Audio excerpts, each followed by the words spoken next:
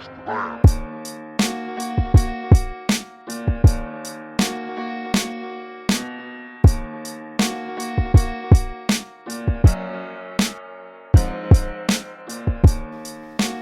Hey guys, Dean Chase here with another geometry lesson for you. Let's just go ahead and get started with a word of prayer. Dear Heavenly Father, I want to thank you for this day, goodness, Lord. Thank you for blessing us with the opportunity to learn. I pray that you'll bless my students, my people with knowledge, and just help me do the best of my ability to educate them. We love you. In Jesus' name I pray, amen. Alright guys, welcome back to another geometry lesson. So today we're going to learn how to measure and classify angles. This is lesson 1.4 if you're studying out of the same book I'm teaching out of, page 24. So let's just go ahead and get started. An angle consists of two different rays with the same endpoints. The rays are the sides of the angle. The endpoint is the vertex of the angle.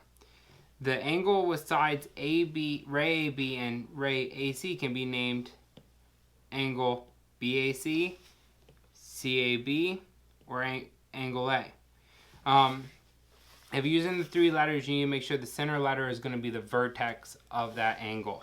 Also, you got to be very careful using individual letters, which I'll talk about on the next slide. Point A is the vertex of the angle. Okay? Anyways, let's just keep going. So example 1, name 3 angles in this diagram. And this is why you can't just name it always just a singular angle. With the last example here, with this example here, you could name it a single letter because there's only one angle shown. But in our example, there's actually 3 angles here. So if you would call this angle N, well, how do we know you're not talking about this angle or this angle, So you really need to use the 3 letters if there's more than one angle present. So name all 3 angles. The first angle we're going to name is going to be angle MNO. Okay? I'll go ahead and highlight the inside of that in red for you. The next one, we'll do the blue one. I'll put some blue. Angle ONP.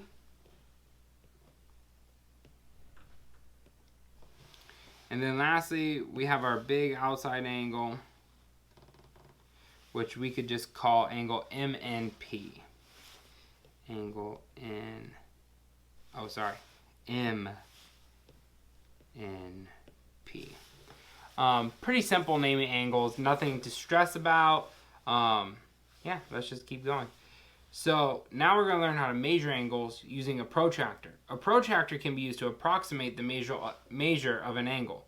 An angle is measured in the units called degrees. Okay? So here you have the protractor postulate. Consider a line OB and a point A on the side of line OB. The ray of the form OA can be matched with one of the real numbers from 0 to 180. Okay? The measure of angle AOB is equal to the absolute value of the difference between the real numbers for OA and OB. Okay? So OB crosses at 180 if you're looking at the outside numbers. And then AO crosses at 40. So 180 minus 40 would be 140 degrees. Okay? Or most protractors, if you're actually using real life protractor on paper, you have multiple numbers. Okay? We're going to learn how to classify angles in a second. But this is obtuse, so we're going to know that's over over 90 degrees. So obviously it couldn't be 40, so we're going to look at the 140 where it's crossing, which was the difference we came out in. Try not to dwell on that too much. I feel like I may have just confused you. So we'll keep carrying on, and in our example I'll explain that a little better.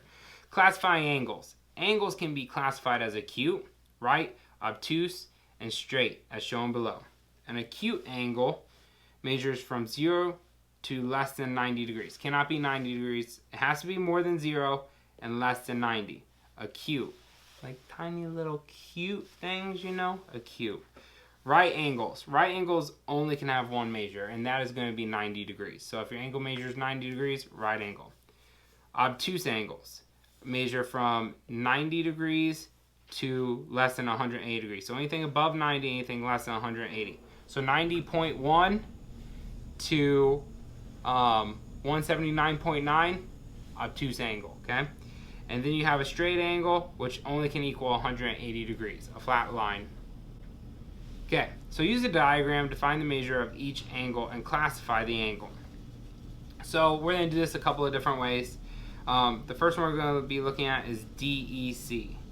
So I'm going to go ahead and label it DEC. Sorry, wow, that line got crazy. Okay, DEC. So we have 180 where this line goes, and then is lying on 90 here. So we're going to do 180 minus 90 and the absolute value of that, because we could have done 90 minus 180, absolute value came out to the same thing. And it's going to be 90 degrees, okay? And that is going to be a right angle, okay? Next we have DEA. DEA, which is going to go straight across here. What kind of line is that? A straight line, which we know is going to have 180 degrees, which is a straight line. Lastly, or not lastly, second to last, CEB. CEB. So we have, I'm going to do it reverse. We have absolute value of 70 minus 90. Okay, and that's going to be a negative 20. And absolute value of negative 20 is 20 degrees, which is going to be acute angle. Okay, sorry, I should have done that in blue. Then our last angle, DEB. Let's do this in green. DEB. So it's going to be 180, absolute value of 180 minus 70, which equals 110 degrees, which is obtuse angle. Okay? I hope that example made sense. Once again, I really enjoy this stuff. It's pretty simple. I hope you guys are enjoying it too. So postulate 4, write this down in your notebook. Okay? The angle addition postulate. In words, if P is the interior of angle RST, then the measure of angle RST is equal to the sum of the measure of RSP plus PST. So these two angles add together equal the whole big angle. That kind of makes sense if you're just looking at it. Here's the symbols for it. Angle RST equals the measure of angle RSP plus the measure of angle PST. Yeah. Example 3. If the measure of angle XYZ is 72, XYZ totally equals 72, find the measure of angle XYW and the measure of WYZ. So to start this, we need to look at the fact that we don't know any of the variables, none of them are given to us. So we need to solve for the variable X. And to do that, we can actually set up our equation. So let's go ahead and set up the measure of angle XYZ, and we're going to use the postulate we just learned, equals the measure of XYW plus ZYW. Measure of angle ZYW. Okay, so let's go ahead and plug in our information. XYZ equals 72 degrees, okay? And that's going to equal 3x plus 6 plus 2x minus 9.